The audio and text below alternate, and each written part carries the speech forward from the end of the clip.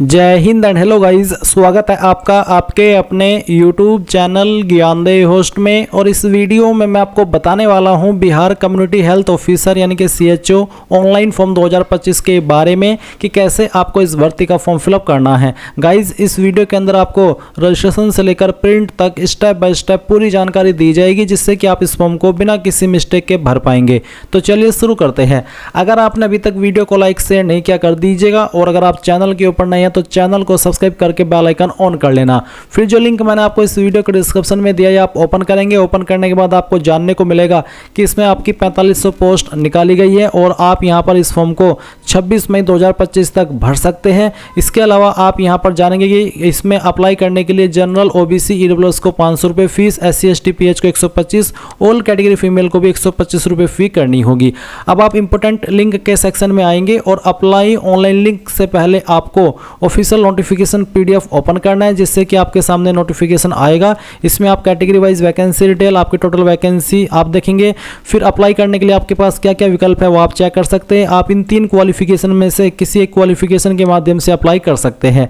Cut off date आपकी यहाँ पर जो है 1/4/2025 है, यानी कि 1/4/2025 तक आपकी उम्र जो 21 से 42 साल है वो ना तो 21 साल से कम होनी चाहिए, ना ही 42 साल से ज़्यादा होनी चाहिए, और जो आपकी क्वालिफिकेशन है वो भी 1/4/2025 तक कंप्लीट हो जानी चाहिए। इंपॉर्टेंट डेट्स आप यहां पर भी वेरीफाई कर सकते हैं कि 5 मई से लेकर के 26 मई 2025 तक आप फॉर्म को भर सकते हैं।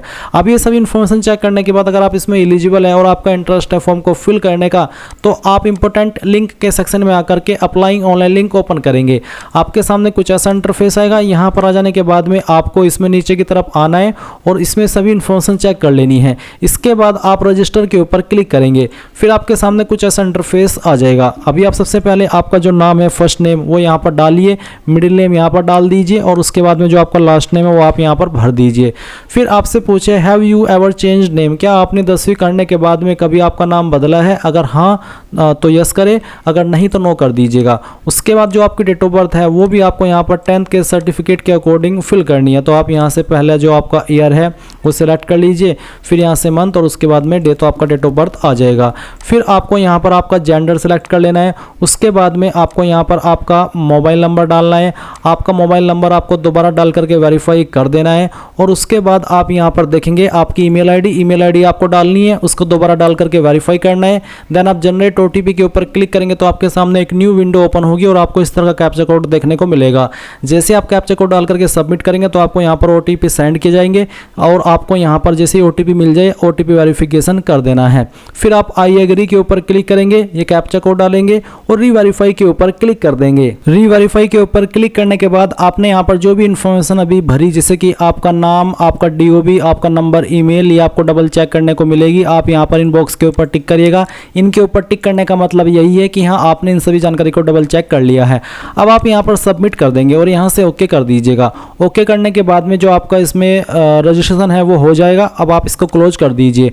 क्लोज करने के बाद आप गो टू एप्लीकेशन के ऊपर क्लिक कीजिए। इसके ऊपर क्लिक करने के बाद आपके सामने इस तरह से प्रोसेसिंग होगी, जहां पर आपको ब्राउज़र रिकमेंड किए जाते हैं। तो अब आप इसको इंस्ट्रक्शंस को क्लोज कीजिए। फिर आप यहां पर जो आपकी अन्य इन्फॉर्मेशन है वो भरिएगा। तो आपका मैरिटल स्टेटस क्या है वो आप बताइए, married, unmarried, widower, divorcee, judicially separated, तो जो भी है वो आप यहाँ पर सेलेक्ट कर लीजिए।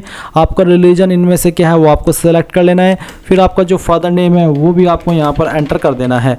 इसके बाद जो आपकी माता जी का नाम है वो आपको यहाँ पर एंटर करना होगा, और ये जो इन्फॉर्मेशन है आपके माता के नाम की और आपके फादर के नेम की, ये भी आपको 10th के सर्टिफिकेट के अकॉर्डिंग भरनी है।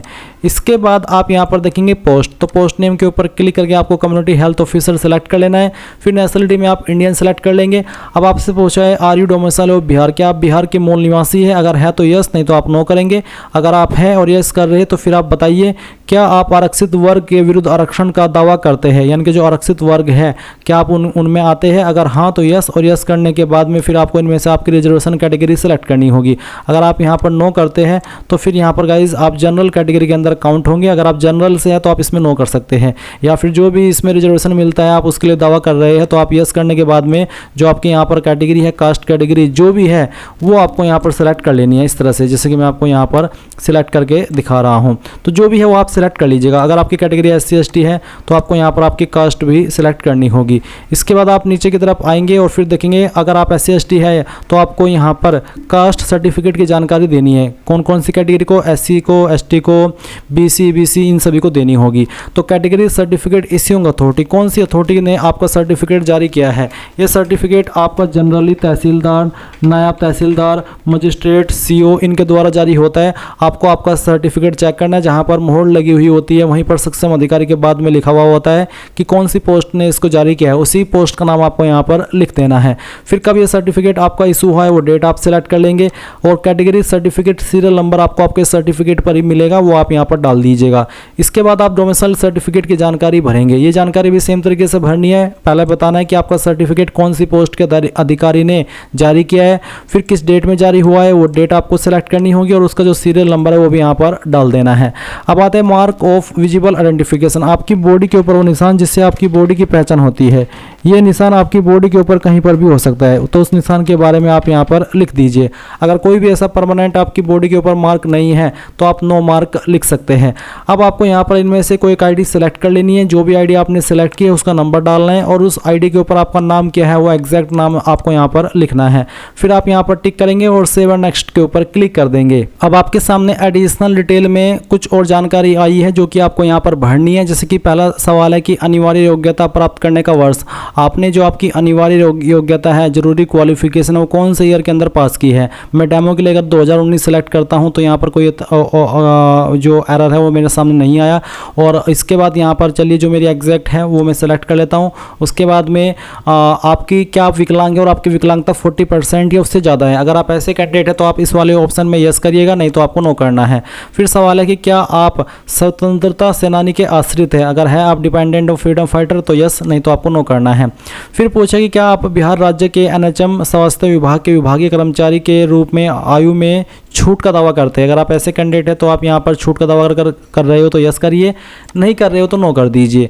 और इसके बाद आप सेव एंड नेक्स्ट के ऊपर क्लिक करेंगे और फिर यहाँ से ओके कर दीजिएगा। ओके करने के बाद आपके सामने आती है कम्युनिकेशन डिटेल यानी कि एड्रेस की इन्फॉर्मेशन। तो पहले तो आपको यहाँ पर लाइन फर्स्ट 2 के अंदर जो आपका एड्रेस है वो डाल देना है आपको यहाँ पर। उसके बाद में स्टेट में आप देखेंगे बिहार का ये ऑप्शन है और आपको बोला कि यदि आप बिहार के डोमिसाइल में हाँ का चयन करते हैं तो स्थायी पता बिहार का ही होना चाहिए, अन्यथा आपकी उम्मीदवारी रद्द की जा सकती है। तो बेसिकली अगर आपने बिहार वाले ऑप्शन में कि आप बिहार के निवासी है या फिर नहीं उसमें यस किए थे तो यहाँ पर फिर आपको सिर्फ बिहार का ही ऑप्शन देखने को मिलेगा परमानेंट एड्रेस में। इसके बाद आपकी जो भी डिस्ट्रिक्ट है वो आप सिलेक्ट कर लीजिएगा, ब्लॉक नेम कौन सा है वो आप सिलेक्ट कर लीजिए, आपका जो पिन कोड है वो भी यहाँ पर डाल दीजिए। फिर पूछे कि क्या आपका प्रेजेंट एड्रेस और परमानेंट एड्रेस एक ही है। अगर एक है तो आप इस वाले सवाल में यस कर देना और अगर आपका प्रेजेंट और परमानेंट एड्रेस अलग अलग है तो आप नो करके नीचे आपका जो कोरोस्पोंडेंस एड्रेस है यानी कि प्रेजेंट एड्रेस है वो भर दीजिएगा। उसके बाद आप सेव एंड नेक्स्ट के ऊपर क्लिक कीजिएगा। अब आपके सामने यहाँ पर क्वालिफिकेशन की जानकारी का सेक्शन आ चुका है। तो सबसे पहले आप 10वीं की इन्फॉर्मेशन भरेंगे। 10वीं आपने किस बोर्ड से की है उस बोर्ड का नाम आपको यहाँ पर एंटर करना है, किस स्कूल से की है उस स्कूल का नाम भी आपको यहाँ पर एंटर करना होगा। पूरा नाम आपको यहाँ पर आपके स्कूल का डाल देना है जहाँ से आपने की है। फिर 10वीं का जो सर्टिफिकेट नंबर है वो यहाँ पर आपको डालना है और उसके बाद में आपके नंबर किसके अंदर थे, परसेंटेज, CGPA या फिर ग्रेड ऑफ मार्क्स जिसके अंदर थे वही सेलेक्ट कर लीजिए। अगर परसेंटेज तो आपको यहाँ पर बताना है कि कितने नंबर आपको आए थे और कितने में से आए थे वो आप मैक्सिमम मार्क्स के अंदर यहाँ पर एंटर करेंगे। फिर गाइज यहाँ पर परसेंटेज आपकी कैलकुलेट कर ली जाएगी और उसके बाद में आपको बताना कि किस साल के अंदर आपने आपकी जो 10वीं है वो पास कर ली थी। ये सिलेक्ट करने के बाद में आप देखेंगे इंटरमीडिएट, तो आपको यहाँ पर 12वीं की इन्फॉर्मेशन भरनी है। सबसे पहले आपका जो 12वीं का बोर्ड है वो एंटर करना है। स्कूल इंस्टीट्यूट नेम यानी कि कौन से स्कूल से या फिर किस इंस्टीट्यूट से आपने की है वो आपको यहाँ पर बताना होगा। सब्जेक्ट्स में यहाँ पर साइंस का ही ऑप्शन दिया, इसका मतलब है कि आपकी 12वीं साइंस से होनी अनिवार्य है, तभी आप इसमें फुल्ली एलिजिबल होंगे अप्लाई करने के लिए। अब आपको यहाँ पर बताना कि किसके अंदर आपके नंबर थे, अगर परसेंटेज तो कितने नंबर आपको आए थे वो यहाँ पर डालेंगे। फिर यहाँ पर मैक्सिमम मार्क्स डाल देंगे। इसके बाद में किस साल के अंदर पास कर ली थी वो साल भी आपको यहाँ पर सेलेक्ट करना होगा। फिर आपका जो 12वीं का सर्टिफिकेट नंबर है वो आपको यहाँ पर डालना है। अब आती है एसेंशियल क्वालिफिकेशन। एसेंशियल क्वालिफिकेशन वो यानी कि जिस क्वालिफिकेशन से आप अप्लाई करने के लिए इस पोस्ट पर एलिजिबल हो रहे हैं। तो इनमें से आपके पास कौन सी क्वालिफिकेशन है, BSc post basic BSc nursing या फिर GNM, तो जो भी है वही आपको यहाँ पर सेलेक्ट कर लेनी है। अब इसके बाद में आपके सामने एक सवाल है कि क्या आपने वर्ष 2019-2020 या उसके बाद BSc नर्सिंग 4th ईयर की पढ़ाई की है और पाठ्यक्रम सफलतापूर्वक उत्तीर्ण किया है। अगर हाँ तो यस, और अगर यस करते तो फिर आपको बोला है do you have annexure first. तो अब ये अनेक्सर फर्स्ट क्या है उसके बारे में अगर जानकारी दी जाए तो आप यहाँ पर अगर ऑफिशियल नोटिफिकेशन पर आएंगे तो इसमें गाइज यहाँ पर आपको जो एडवर्टाइजमेंट नंबर है, एडवर्टाइजमेंट है, ये ओपन करना होगा। एडवर्टाइजमेंट ओपन करने के बाद में इसी में आपको यहाँ पर कहीं पर अनेक्सर फर्स्ट देखने को मिल सकता है। पर गाइज यहाँ पर अगर मैं देख पा रहा हूँ इसमें अनेक्सर फर्स्ट का कोई भी प्रारूप यहाँ पर नहीं दिया है।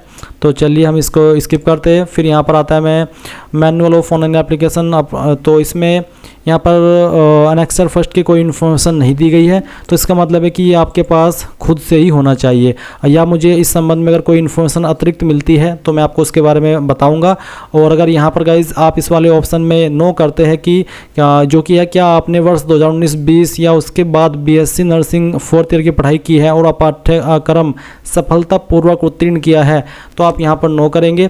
नो करने पर आपसे पूछे do you have certificate course in community health officer, यानी कि आपके पास CCS है, CCH, अगर हाँ तो यस। और उसके बाद में आप नीचे देखेंगे इंस्टीट्यूट नेम, यानी कि कहाँ से आपने ये जो आपकी क्वालिफिकेशन है वो पास की है वो आप यहाँ पर डालिएगा। उसके बाद में किस इंस्टीट्यूट या बोर्ड या फिर यूनिवर्सिटी से पास की है वो आप यहाँ पर डालिएगा। किस महीने एंड किस साल के अंदर आपने पास की है वो भी आपको यहाँ पर सेलेक्ट करना होगा। वो सिलेक्ट करने के बाद में आप देखेंगे कि किसके अंदर आपके नंबर थे, जो भी आपका माध्यम था वो आप सिलेक्ट कर लेंगे।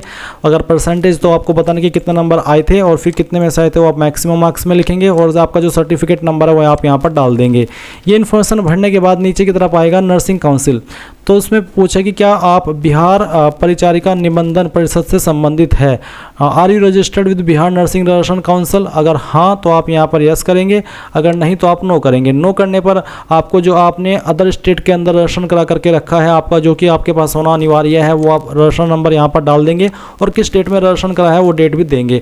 अगर आपने बिहार के अंदर रजिस्ट्रेशन कराया है तो आप यहाँ पर इसमें यस करके रजिस्ट्रेशन नंबर देंगे और रजिस्ट्रेशन नंबर की जो डेट है वो भी बता देंगे। उसके बाद आप सेव और नेक्स्ट के ऊपर क्लिक करेंगे। अब आपके सामने डॉक्यूमेंट एंड पेमेंट का सेक्शन आ चुका है। यहाँ पर जो डॉक्यूमेंट्स आपके सामने सभी आपको अपलोड करने होंगे। पहला है आपका रिसेंट पासपोर्ट साइज फोटो, तो आप क्लिक है टू अपलोड के ऊपर क्लिक करेंगे।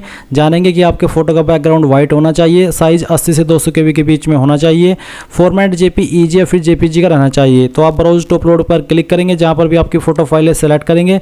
मैं फॉर्म डेमो के लिए भर रहा हूँ तो मैं यहाँ पर एक रैंडम फाइल सेलेक्ट कर लेता हूँ।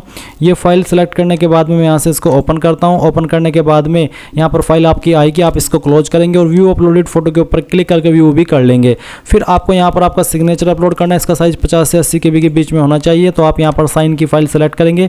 साइज आपको बोला है कि फाइल एक्सीड अलाउड 50 से 80 KB के बीच में बेसिकली रखा है। तो जो भी है फाइल सेलेक्ट करेंगे। इस तरह से आपकी फाइल यहाँ पर इस तरह से अपलोड होगी। क्लोज करेंगे और व्यू के ऊपर क्लिक करके व्यू कर लेंगे। अब आपको यहाँ पर आपका 10th का जो 10th क्लास का सर्टिफिकेट है वो अपलोड करना है। फिर 10th क्लास की मार्कशीट अपलोड करनी है। अगर आपका सर्टिफिकेट और मार्कशीट एक ही है, यानी कि एक ही आपके पास उसका डॉक्यूमेंट है, तो आप यहाँ पर दोनों में सेम फाइल अपलोड कर देंगे। और अगर आपका सर्टिफिकेट अलग है और मार्कशीट अलग है तो आप यहाँ पर दोनों में अलग अलग चीज़ें अपलोड करेंगे। तो आप क्लिक है टू अपलोड के ऊपर क्लिक कीजिएगा और यहाँ पर आप जानेंगे कि आपका फॉर्मेट केवल PDF का है। साइज 100 KB से लेकर के 2 MB के बीच में है। अब अगर आपकी फाइल इमेज के अंदर है, आप 10वीं की या फिर इन डॉक्यूमेंट की, तो आप उसको PDF में कैसे बनाएंगे वो जान लीजिए। आप गूगल के अंदर आएंगे और सर्च करेंगे इमेज टू PDF। ये जो पहली वेबसाइट आएगी आई लव PDF, ये आपको ओपन कर लेनी है। इसके बाद सिलेक्ट JPG इमेज के ऊपर क्लिक करना है और जो आपकी 10th की मार्कशीट है या फिर जो आपका जो भी आप यहाँ पर अपलोड कर रहे हैं वो आपको यहाँ पर सेलेक्ट कर लेनी है। उसके बाद इसको ओपन करना है। फिर आप कन्वर्ट टू PDF करेंगे तो ये फाइल आपकी इमेज से PDF के रूप में कन्वर्ट हो जाएगी।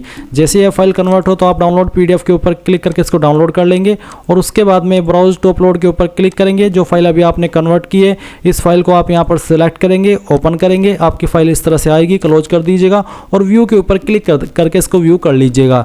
फिर आप यहाँ पर मार्कशीट अपलोड करेंगे 10वीं की, उसके बाद में 12वीं का सर्टिफिकेट, फिर 12वीं की मार्कशीट, उसके बाद में आपको BSc नर्सिंग या फिर जो क्वालिफिकेशन से आप अप्लाई कर रहे हैं उसका सर्टिफिकेट, फिर उसकी मार्कशीट, उसके बाद में आपका डोमिसाइल सर्टिफिकेट, फिर यहाँ पर कैटेगरी सर्टिफिकेट, उसके बाद में आपका जो CCH सर्टिफिकेट है वो आप अपलोड करेंगे। फिर आपको यहाँ पर जो आपका रजिस्ट्रेशन का सर्टिफिकेट है नर्सिंग काउंसिल का वो आपको अपलोड करना है। एंड यहाँ पर फिर आपको इसमें चूज अमाउंट, जो आप फीस पे कर रहे हैं वो आपकी जो आपकी कैटेगरी के ऊपर फीस अमाउंट एप्लीकेबल है वो अमाउंट आपको यहाँ पर चूज कर लेना है।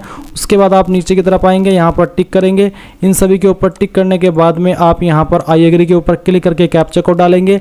प्रीव्यू के ऊपर क्लिक करके जो भी जानकारी आपने भरी है उन सभी को आपको समय लगा करके अच्छे से एक एक स्पेलिंग चेक कर लेनी है, क्योंकि बाद में एडिट का मौका नहीं मिलेगा। और फिर पूरी तरीके से श्योर होकर के सबमिट पर क्लिक करेंगे। सबमिट के ऊपर क्लिक करने के बाद आपके सामने यहाँ पर इस तरह का इंटरफेस आएगा। आप आपकी एप्लीकेशन फीस कार्ड्स पे थ्रू यूपीआई QR कोड्स या फिर नेट बैंकिंग यानी कि जिस माध्यम का इस्तेमाल करके जमा करना चाहे कर सकते हैं। जैसे आप फीस जमा कर देंगे तो आपका फॉर्म फाइनल सबमिट माना जाएगा और आप अपने फॉर्म का फाइनल प्रिंट आउट ले पाएंगे। इस प्रकार से आप लोग बिहार CHO ऑनलाइन फॉर्म 2025 भरेंगे। Thanks for watching. जय हिंद।